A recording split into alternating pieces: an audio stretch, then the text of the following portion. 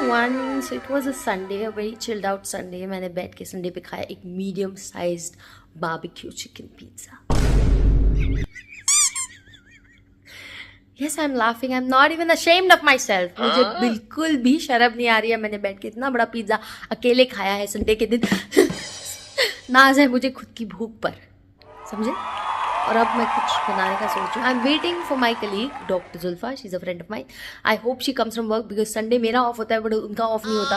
काश हम दोनों का एक ही दिन पे ऑफ होता तो हम बहुत मज़े करते साथ में, बट वैसा नहीं हो रहा है. बट शायद मैं ट्राई कर सकती हूँ, या शायद मैं दुबई के कुछ प्राइम लोकेशंस में अपना जॉब स्विच करने का डिसीजन भी ले रही हूँ. जी हाँ, देखते हैं क्या होता है. तो already I ordered for mushroom और कांदे मंगाए हैं मैंने. अंडे अपने पास थोड़े हैं फिर भी मैंने अंडे मंगाए. अब कुछ अच्छा कुछ हेल्दी खाते हैं. हाँ, मीडियम पिज्ज़ा गटक के बोलती है हेल्दी खाएगी. हाँ, शुरू करते हैं कुछ पकाना, क्योंकि यार मेरे दोस्त आने तक बहुत टाइम हो जाएगा. तो अब फ़िलहाल ज़्यादा ज़रूरी है कि हम कुछ बनाना ऑलरेडी शुरू कर दें. और मैंने ग्रॉसरी भी मंगाई है, उसको आने को भी टाइम लगेगा. तो सबसे पहले जो मैं उद्घाटन हमेशा करती हूँ वो थे कांदे काटने से. कांदे कटते कटते अपना भी कट रहा है और आंसू भी निकल रहे हैं, बट कोई फर्क नहीं, अलबत्ता कोई फर्क नहीं, अलबत्ता. दुखी पे दुखी हो या सत्ते पे सत्ता, दुखी पे दुखी हो या सत्ते पे सत्ता, गौर से देखा जाए तो बस है पत्ते पे पत्ता. कोई फर्क नहीं अलबत्ता, कोई फर्क नहीं अलबत्ता, कोई फर्क नहीं अलबत्ता, कोई फर्क नहीं अलबत्ता. आप लोगों ने मुझे बहुत ऑफ्टन ये वाले टी शर्ट ड्रेस में देखा होगा, क्योंकि इसमें है नैने. और मैं नैने हूँ ना, मैं तो शिनचैन में जो नैने होती है मैं तो वही हूँ ना. मैं तो नैने हूँ. और ये है बो और ये है मसाव. और तुम कौन? ओ, ये तो खुद शिनचैन है. तो मैंने कितनी बार कांदे छील के आप लोगों को कांदे छीलना और काटना सिखा दिया ना. पर बस यही है कि मुझे खुद को अच्छे से काटना नहीं है अब तक. आई यूज़ द बेसिक, एकदम साधारण कांदे काटती हूँ मैं. ऐसा ज़्यादा शोशा नहीं है, अपना शो ऑफ नहीं करती मैं. बाहर की परत हटा देती हूँ मैं और फिर अंदर का जो पार्ट होता है हम खाएंगे. उसका वीडियो पूरा हम डेडिकेट करेंगे नैनी की आवाज़. क्या कहते हैं? मैं तो आपसे सिर्फ नैनी की तरह ही बात करूंगी. आप लोग समझ रहे हैं ना मैं किसके टोन में बात कर रही हूँ. और मुझे गुस्सा तो बिल्कुल भी नहीं आ रहा है, समझे. मैंने कहा ना मुझे गुस्सा नहीं आ रहा है Shinchan.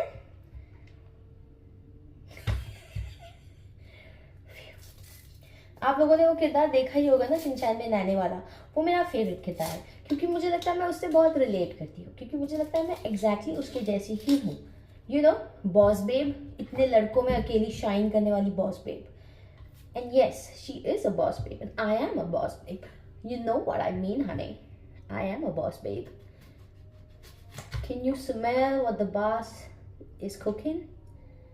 Can you smell it, what the boss is cooking? Because she's not cooking it for you, okay? She's cooking it for herself. आई तो ठीक है ना. हाँ ठीक है. आज ना मैं तुम लोगों को एक किस्सा सुनाती हूँ, ठीक है. ये किस्सा हुआ कल रात. तो कल रात मुझे आया मेरे इंस्टाग्राम पे एक डीएम. मेरी ग्रॉसरी आ गई.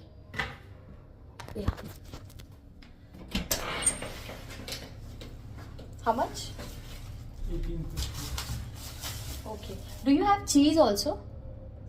You don't have cheese, only vegetables. 1850, right? Okay. कांदे के वो है, कांदे तो बहुत हैं. मेरे किस्से के बीच में आ गया ये. सुनाती हूँ.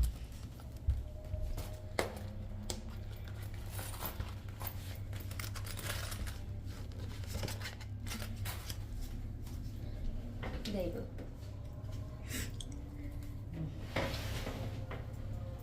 Thank you. देखो यार ना, आप अपने वीडियोस में ना किसी को ऐसे भेजने में ना ले नहीं सकते. मशरूम्स ही मशरूम्स, कितने प्यारे मशरूम्स. तो मैं दिखा नहीं सकती मैं किनसे इंटरेक्ट कर रही हूँ, थोड़ा यूएई का लॉ वो होता है ना। मैं अपना पर्स रख के आता हूँ।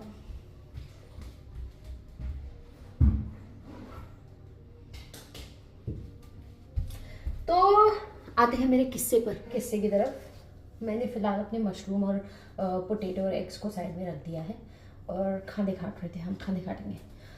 तो हुआ यूँ कि मुझे आया एक डीएम, और ये मुझे डीएम आया था कई दिनों से, लेकिन उस डीएम पे नहीं कर रही थी मैं कई दिनों से रिप्लाई। तो जब मैंने फाइनली रिप्लाई किया तो वो बंदा बड़ा ही इंटरेस्टेड और बहुत ही कीन लग रहा था। और बंदा दिखने में यार कमाल, बहुत बहुत कमाल। आई मीन आप लोगों ने अगर ये देखी होगी ना 50 शेड्स ऑफ ग्रे, तो उसका हीरो लग रहा था वो।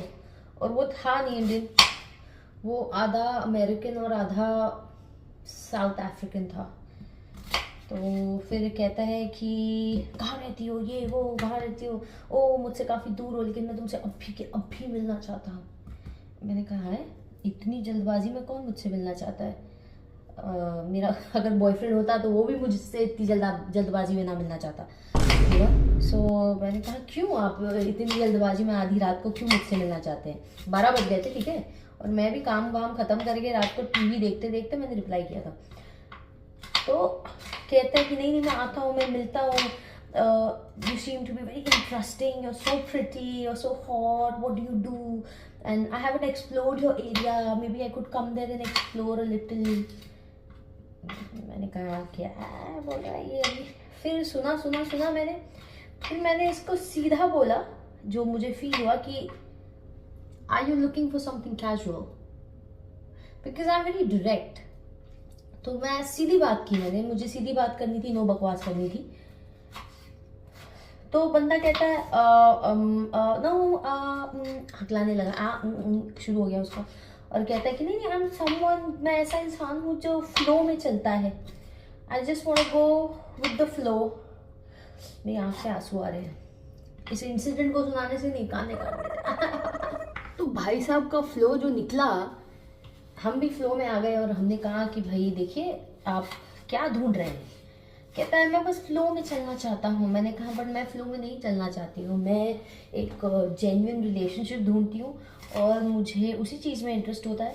और जब तक मुझे नहीं लगता कि कोई एक जेन्युइन रिलेशनशिप के लिए मेरे साथ रेडी है या फिर सही है मेरे लिए, मैं अपने आप को ज़्यादा इन्वॉल्व नहीं करती हूँ भाई साहब। मेरा ऐसा ही है, अपना तो यही चाहिए। फिर वो हो गया इरिटेट। बंदा जहाँ एकदम मेरे तारीफ़ों के पुल बांध रहा था और जहाँ मेरी ये तो वाहवाही कर रहा था, जहाँ मुझे बड़ा पसंद कर रहा था, उसको अचानक से मैं डिसइंटरेस्टिंग लग गई। इतनी इंटरेस्टिंग नहीं लगी उसको मैं, जब मैंने बोला कि मैं रिलेशनशिप टाइप की बंदी हूँ।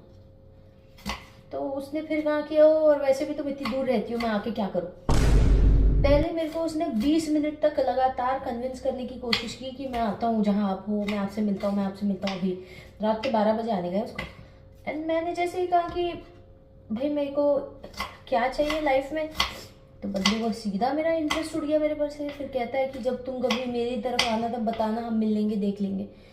मैंने कहा भाई मेरे को क्यों इंटरेस्ट आएगा तेरे से मिलने में, लेकिन अगर कभी मैं उसके एरिया में किसी काम से मंडराऊँ और मैं चाहूँ कि किसी दोस्त से मिलूँ तो मैं बुलाऊँगी उसे। और अगर उसकी परमिशन दे दी तो शायद मैं अपने ब्लॉग्स में भी इंक्लूड कर दूँ इस half American half south African so called बंदे को। इस बंदे की मेरे को एक चीज़ बहुत इंटरेस्टिंग लगी कि ये बड़ा डायरेक्ट और ऑनेस्ट था, कि इसको जो चाहिए था उसने सीधी सीधी बात बोली कि भाई हाँ मैं इतनी दूर क्यों आऊँगा जब मुझे वो नहीं मिल रहा है जो मुझे चाहिए। ये बात उसने मेरे मुंह पे बोली, तो ये बहुत ही डायरेक्ट था। And I was like okay. तो बट ये बहुत स्कैरी है, पता है। आई मीन जब मेरी ऐसे लोगों से बातचीत होती है ना, मुझे बड़ा स्कैरी लगता है, क्योंकि फिर इस शहर में ना प्यार इतना मटीरियलिस्टिक और पैसे से ओरिएंटेड हो गया है कि दिल लगाने से पहले 100 बार सोचना पड़ता है। यहाँ दिल लगाना इतना आसान नहीं है, और डर जाओगे आप लोग कि किस पर भरोसा करें किस पर नहीं। यू नो, ये एक छोटा सा किस्सा था जो कल मेरे साथ फ़ोन पर मैंने एक्सपीरियंस किया और आपके साथ शेयर किया। Very scary but very handsome guy. Of course, I spoke to him for half an hour at least, not because of any reason. Of course, he was very handsome, and looked well to do. मतलब अपनी life में काफ़ी अच्छा कर रहा है, वैसे type का लग रहा था। तो पता नहीं, you never know, आपके नाइट में शाइनिंग आर्मर पता नहीं किस कोने से कब आ जाए। You never know, honey. शुरू कर दिया हमने अपना इंडक्शन। मैंने चूल्हा चौखा नहीं बनवाया, मैंने क्या कहते हैं उसको गैस और प्रॉपर सिस्टम नहीं किया। मैंने इंडक्शन रखा है और उसमें बन जाता है अपना एक इंसान का खाना आराम से। देखो देखो देखो मेरे इरादे।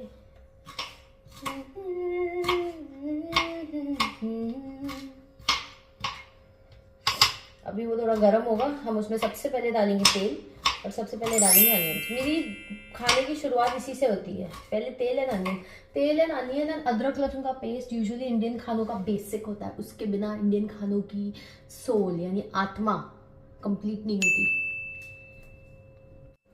खाने चॉप ऑफ हो चुके हैं और हमने पैन गरम करने के लिए रख दिया है, उसमें थोड़ा ऑयल डाल दिया है। वो जैसे ही गरम होगा हम कांदे डालेंगे।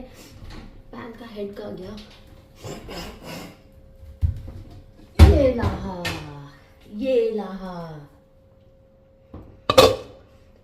है। तौबा तौबा तौबा, दिल कहंदा कर मोहब्बत, दिमाग कहंदा कर तौबा, तेरे करके मेरी हालत हाय तौबा हाय तौबा हाय तौबा हाय तौबा हाय तौबा। यार ये कितना बड़ा आलू है, समोसे से बड़ा तो आलू है ये, जाएगा कैसे तू। नो वरीज, कांदे बहुत कट गए, मुझे लगता है मेरे को फिर भी आलू ज़्यादा लेना पड़ेगा क्या। इफ़ आई ओवरकुक मतलब इन क्वांटिटी, अगर मैं ज़्यादा बना लूँगी खाना तो मेरे को ख़त्म करना ही होगा, क्योंकि ये फ्रिज में जाके फिर बाहर निकलते ना तो फिर वो मज़ा नहीं आता। समझ रहे हो मेरी बात? समझ रहे हो आप?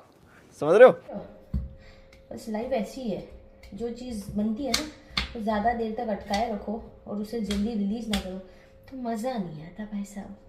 ओके, खाने डल चुके हैं, आप देख सकते। उप्स, ये सब मैं ऑर्डर नहीं करती हूँ दोस्तों, ये सब मैं ऑर्डर नहीं करती हूँ। मेरी पोल मत खोलो, नीचे भी एक पड़ा है बट नहीं करती हूँ, तो ऐसे ही बस देख लिया मैंने एक केरलियन रेस्टोरेंट जिसमें थोड़ा मुझे लगा कि इंडियन फूड होगा, इसको छुपाना पड़ेगा, ब्लॉग में दिखना नहीं चाहिए। और आप सबको पता है मैं खाना अपना खुद बनाती हूँ, मैं ऑर्डर करके आपको नहीं दिखाती, बट कभी मुश्किल से ऑर्डर कर लूँगी मैं, जब मुझे लगता है कि आज अपनी मौज है तब शायद ऑर्डर कर दूँ खाना में। अभी बारी में आलू भी काट लिया मैंने इन दिस टाइम फ्रेम। हमने प्याज को डाल दिया तेल के साथ, एक प्याज का टुकड़ा कूद के बाहर निकला। Never mind, he just didn't want it to get fried. See, you cannot roast somebody unless they allow you to roast them. आज प्याज ने हमें ये सीख सिखाई है, you cannot insult anybody unless they allow you to insult them, honey. ना मैं मशरूम्स काट रही हूँ, मशरूम्स को काटने का एक स्पेसिफिक तरीका है, उनका जो अंदर का स्ट्रक्चर होता है ना वो हमने खराब नहीं करना है, झाड़ जैसा जो स्ट्रक्चर लगता है, तो मैं वैसे ही काट रही हूँ उसको, क्योंकि वो फिर खाते वक्त भी बहुत प्यारा लगता है। बट आई मेक श्योर वो थोड़ा पतला कटे ताकि हमें दिक्कत ना हो।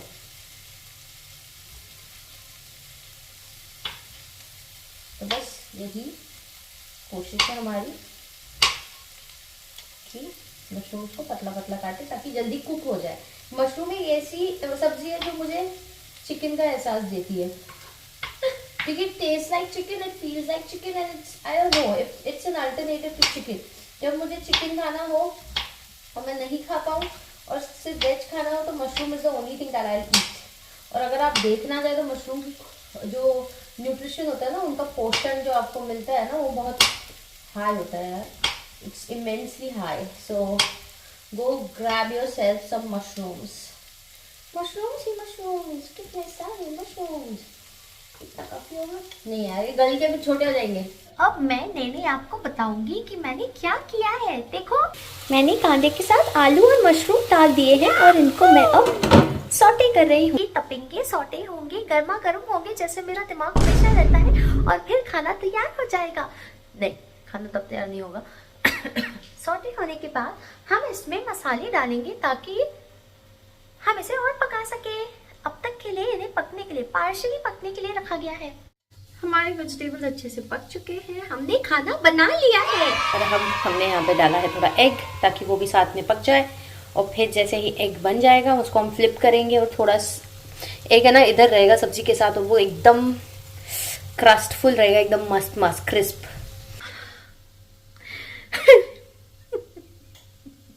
कितना नाज है मुझे ज्यादा खाना खाने पे।